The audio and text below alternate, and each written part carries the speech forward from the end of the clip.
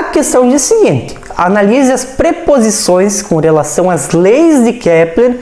As leis de Kepler é um assunto muito importante, então, para a astronomia, e eu fiz um vídeo em especial sobre essas leis. Então, se você tem interesse, procure, porque é um assunto muito importante.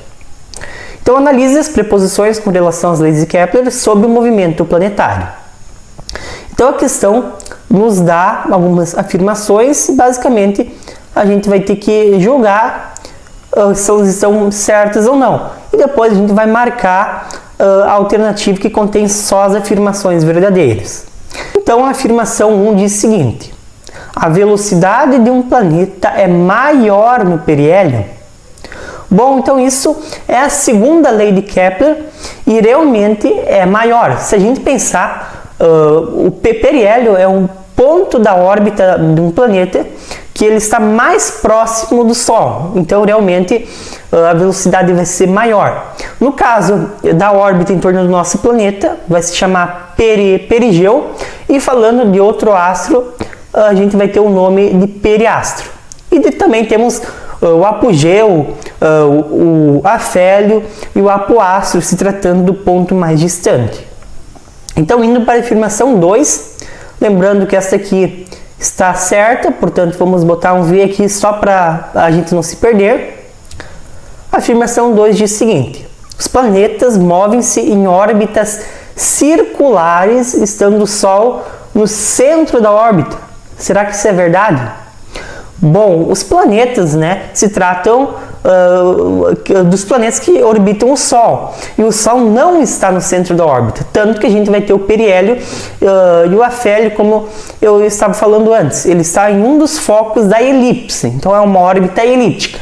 A gente vai ter órbitas circulares, que são tipos de órbitas elípticas, mas não se trata do caso do Sol.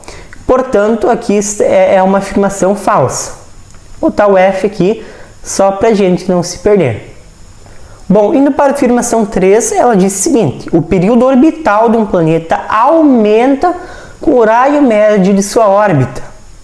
Bom, então se você viu a minha aula sobre leis de Kepler, você deve se lembrar que a terceira lei diz o seguinte: eu vou escrever aqui embaixo que o período, então, de translação ao quadrado, ele vai ser igual, portanto, a uma constante que a gente não usa quando se trata de comparação feita, então, no sistema solar, vezes o raio médio da órbita, ou também o semi-eixo maior, ao cubo. Essa, portanto, é a terceira lei de Kepler. Se a gente analisar na afirmação,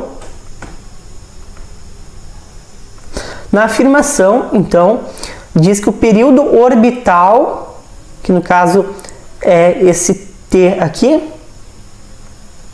de um planeta aumenta com o raio médio de sua órbita, que no caso seria isso aqui, ou semi-eixo maior.